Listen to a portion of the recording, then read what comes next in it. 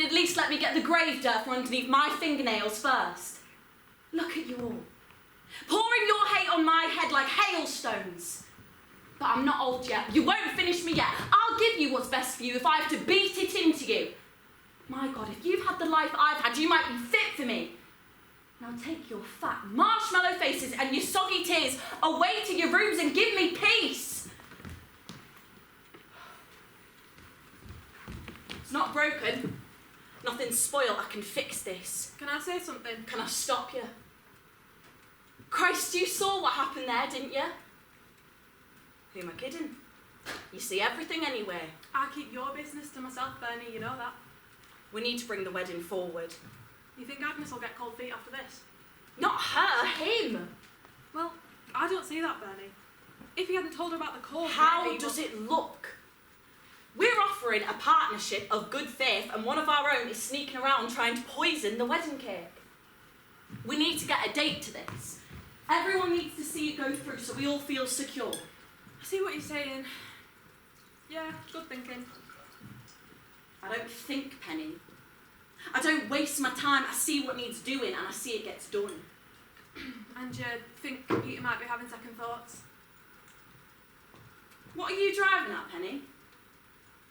Well, of course, Peter's family know how neat it'll all be if he marries Agnes. So where's the problem? Out with it. Can see your knife ready there. I'm not trying to knife you, Bernie, it's just a little thought that I had. About what? Look, if you don't want to know, that suits me. If you do, keep your eyes open and you'll see what I'm saying soon enough. Like a paving stamp to your face.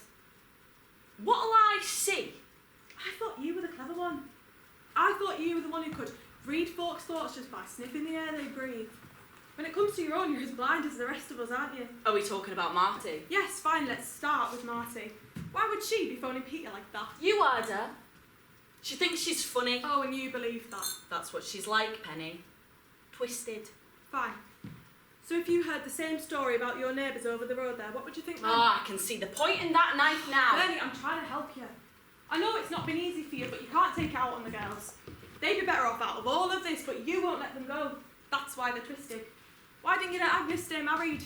Why didn't you let Marty find her own life away from here? Me? I never stopped them. You did. You nipped at them and tore at them. Told Agnes a man was a sheep with no teeth.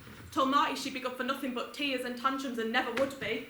You took all the rage and disappointment Tony put in your heart and you let it flow all over them like lava, till they were nothing but dust, till you could sweep them up and carry them back home where you wanted them. You did it to all of them. You're talking crap, Penny. All right. Let it all go. Let Tony's money vanish into the court's accounting book. Let the girls out the cage. Who are you then, Bernie? A better woman than you, Penny Robertson. A richer one, maybe. Bernie, you've never seen me without a wage. I'm not forgetting that. I never will. You call this gratitude? Marty just needs to sort herself out, but there's more than that, Bernie. That's what I'm trying to tell you. You know what I think? I think you're making up mysteries to make yourself feel a little bit more important. I think your shabby, sad sack of a life is so empty you have to come here and fill your greedy soul with bits of mine. Well, let me tell you one thing. What happens to my girls is my business, and I know my business. And I think you're making your bed on a volcano. You could lose it all, Bernie. You'd like that, wouldn't you? See me and the girls out on the street. No, but that doesn't mean it won't happen. No, Penny. There's only one person here can drag herself off the street without coming crying to her pals. And any time you fancy earning your rent on the doorway again, you let me know. That's what your mother taught you after all. You leave my mother out. Then you keep your fat beak out of my family. Fine. I've tried to tell you. I tell you to do fuck all, and you don't even do that. You come up here wittering on and on. What, Bernie? What about AD? What's about AD? She's back at school next week. It's true, you know.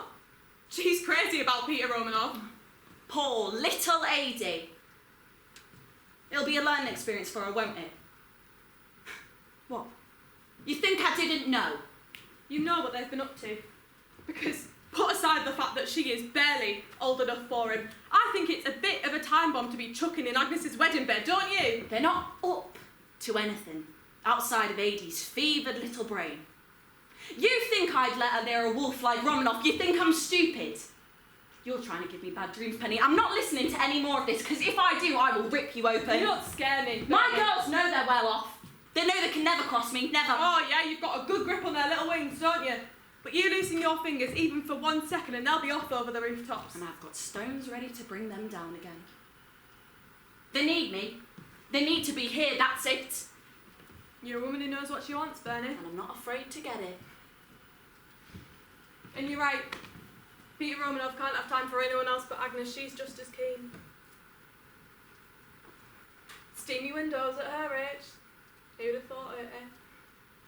I never would have believed it myself if I hadn't seen his car still parked outside at 4:30 this morning. At 4:30?